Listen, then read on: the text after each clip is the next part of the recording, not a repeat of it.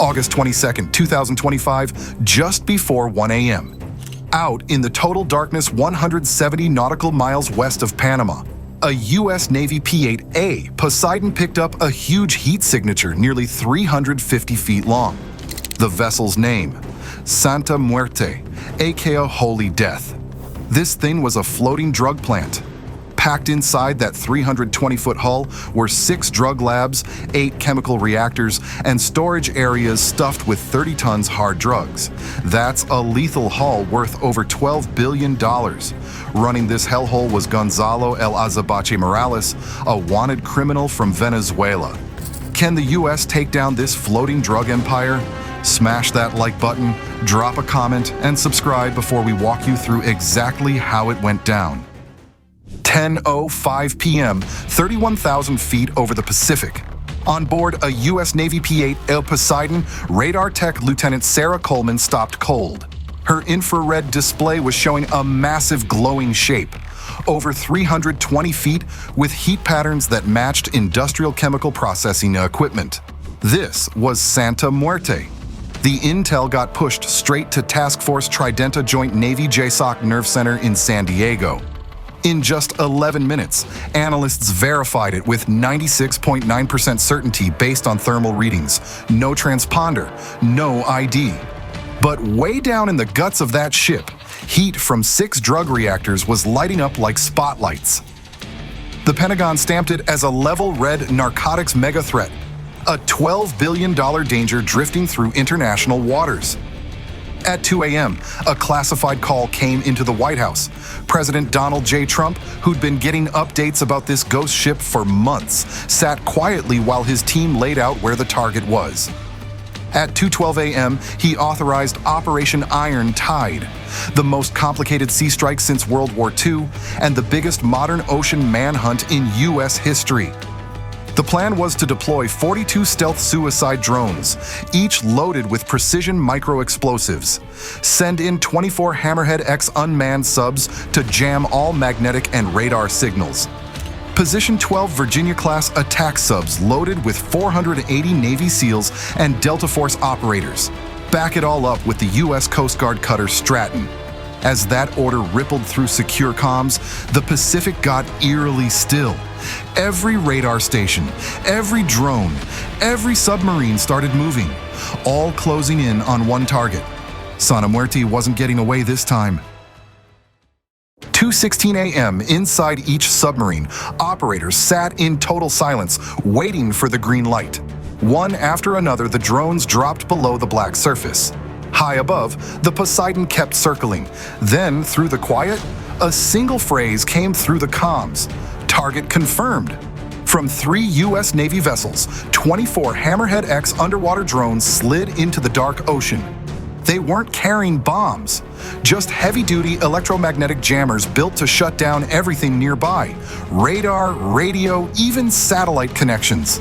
By 2:23 a.m., Santa Muerte started losing its eyes. Radar displays went blank, navigation lights dimmed out, communications cut off mid-conversation. On the bridge, mercenaries looked around confused as static filled every screen. They had no clue the US Navy had just dropped an invisible net around them. Then, from below, the real operators showed up. 12 Virginia-class subs slowly rose to the surface in a wide ring.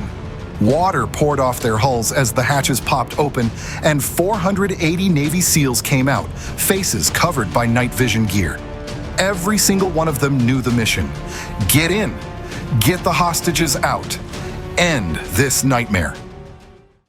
2:26 a.m.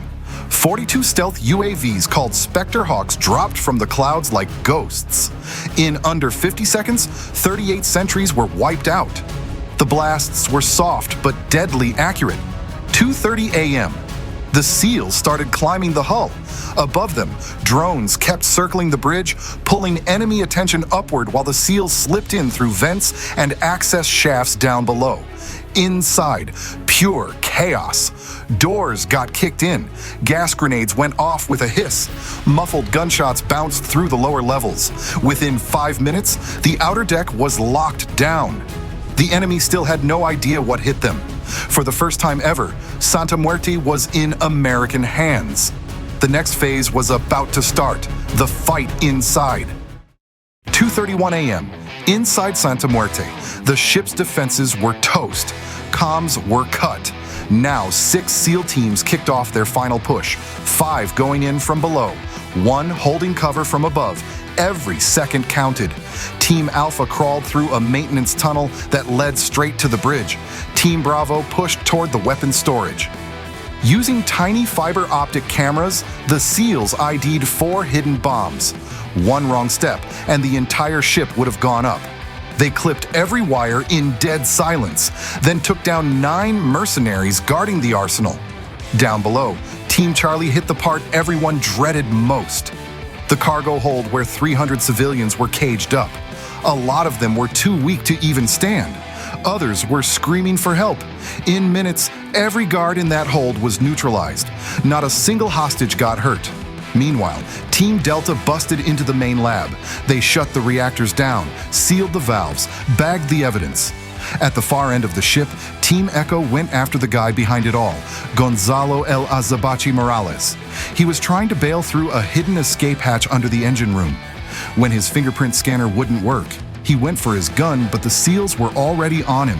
1 flashbang, 1 command, and the world's most wanted drug kingpin was face down on the floor, cuffed and quiet. In that time, a $12 billion criminal empire crumbled. 300 hostages got freed, and the most feared floating fortress on the planet was finally broken.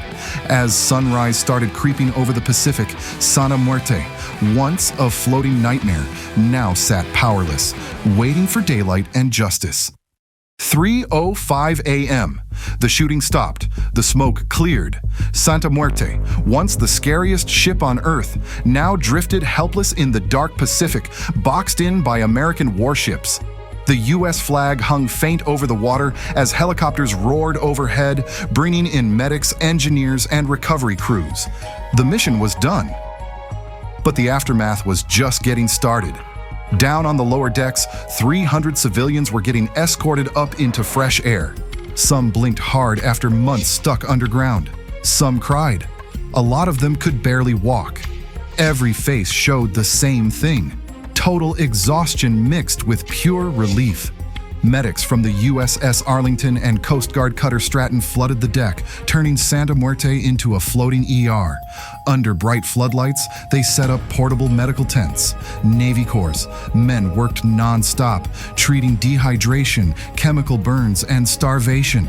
For some of these people, just drinking clean water was enough to make them break down. At 3:40 a.m., Navy EOD teams started cataloging what the cartel left behind. The haul was insane. 30 tons of Hero, 42 tons of Coke, 20 tons of crystal meth, 6 active drug reactors still running when the SEALs breached, 300 military-grade weapons, including US-made rifles that got sold overseas illegally, 8 encrypted hard drives loaded with shipping routes, offshore accounts, and names of over 70 corrupt officials across 3 continents. At 4:13 a.m., under cover of darkness, a blacked-out MH-60 Seahawk landed on deck. SEAL Team Echo walked a hooded figure up the ramp. That figure was Gonzalo El Azabache Morales. The untouchable drug lord was now barefoot, shaking, and silent. His empire had collapsed in less than 10 minutes. The chopper lifted off toward a classified US detention site. Morales would never see the ocean again. By sunrise, Santa Muerte was getting towed to a secure naval facility. For the first time in 15 months, the ocean was quiet. The nightmare that haunted the high seas was gone. By dawn on August 22, 2025, the Pacific was calm again. What started as a covert nighttime op ended as one of the most decisive maritime wins in US history. On Santa Muerte's deck, the stars and stripes now flew where the cartel's black flag used to hang. Every dent, every burn mark on that steel hull was a reminder of what American guts can pull off. In just 9 minutes and 32 seconds, a $12 billion empire built on blood and addiction got wiped off the map. 300 hostages walked free. Not a single civilian was lost. This victory came from the discipline and sacrifice of 480 SEALs and Delta Force operators who dropped into the unknown with zero guarantees, and the intelligence pros who spent months tracking a ghost through the waves. Their win sent one loud message to the world: no ocean runs too deep, no criminal hides too well. American justice will find you. Will this win shift the balance in global crime, or just kick off the next underground war on drugs? Smash that like button and share this if you believe the fight against drugs can never stop.